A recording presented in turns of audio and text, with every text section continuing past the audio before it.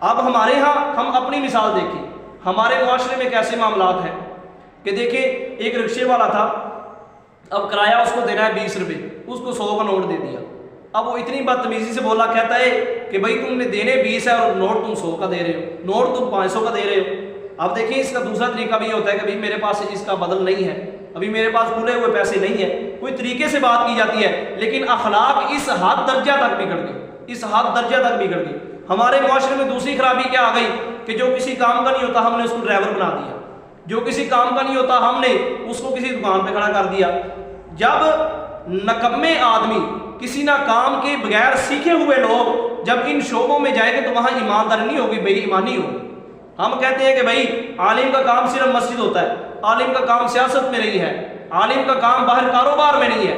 ایک سمجھدار آدمی کا کام وہ مسجد میں ہوتا ہے، وہ وہاں نماز پڑھے اور اللہ کرے۔ بھائی جب تک دنیا کے اندر وہ چل کر دین اسلام کے مطابق تجارت نہیں کرے گا تو اسلامی تجارت کیسے عام ہوگی؟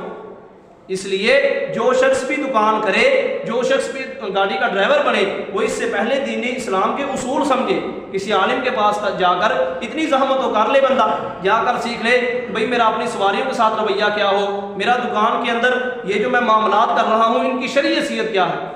دین اسلام کی اہمیت جب دلوں میں پیدا ہوگی تو ان تمام چیزوں کو ہم سمجھنے کی کوشش کریں گے۔ ہمارے ہاں ایسے معاملات کی طرف غور نہیں کیا جاتا، یہ ہمارے معاشرے میں بہت عام بیماریاں ہیں۔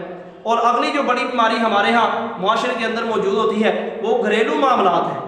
یہ انسان کے اندر عجیب کیفیت ہے کہ ایک طرف جھکاؤ زیادہ ہو گیا، ایک طرف جھکاؤ کم ہو گیا۔ اب ہوتا یہ ہے کہ والدین ہیں، ان کے حقوق بھی ہیں، بیوی بچے ہیں ان کے بھی حقوق ہیں، بھائی بہن ہیں ان کے بھی حقوق ہیں۔ اب اس میں دو قسم کا مسئلہ پیش آتا ہے۔ ایک مسئلہ تو یہ ہے کہ انسان ان میں سے کسی ایک کی طرف زیادہ جھک جاتا ہے، یہ مسئلہ بڑا خراب ہوتا ہے۔ بیوی کی طرف زیادہ جھک گیا تو والدین کے حقوق ختم، اگر والدین کی طرف زیادہ جھک گیا تو پھر جو اپنی بیوی ہے اس کے حقوق ختم، جب بیوی کی طرف زیادہ آ گیا تو بچوں کی سمجھ نہیں آتی، بہن بھائیوں کی سمجھ نہیں آتی۔ اب یہ ہے دوسری خرابی اس میں یہ ہوتی ہے کہ جو بہن بھائی ہے وہ بھی مطالبہ کرتے وقت خیال نہیں کرتے۔ اب دیکھیں ایک وقت تھا جب یہ اکیلا تھا تو دن میں اگر 10 گھنٹے اس کے پاس وقت موجود ہوتا ہے، یہ 10 گھنٹوں میں سے 2 گھنٹے والدین کو، 2 گھنٹے بہنوں کو، 2 گھنٹے بھائیوں کو، 2 دوست اور یاروں کو دے دیتا تھا۔ اس کے پاس اتنا۔ اب ہوتا یہ ہے کہ جب اس کے پاس اس کی بیوی بھی آ گئی، بچے بھی اس کے ہو گئے، اب اس کی وہی وقت مختصر ہو گیا اور ان کے ساتھ جڑ گیا۔ اب مطالبہ کرنے والا کہتے ہیں، والدین کہتے ہیں دیکھو یہ اب بیوی کے پیچھے ہی چل رہا ہے، حالانکہ بھئی آپ بھی اس بات کو دیکھو کہ آخر اس کے بیوی بچے ہیں، اس کو بھی اس نے وقت دینا ہے۔ اب بہنیں ہیں وہ اس بات کا کہتے ہیں کہ دیکھو اب یہ بیوی کا ہی ہو کے رہ گیا، بھائی کہتے ہیں وہ کہتے ہیں دیکھو یہ ران مرید ہو کے رہ گیا، بھئی اب اس کی بیوی ہے، بچی ہیں، اس کا گھر ہے تو اس کو بھی اس نے وقت دینا ہے۔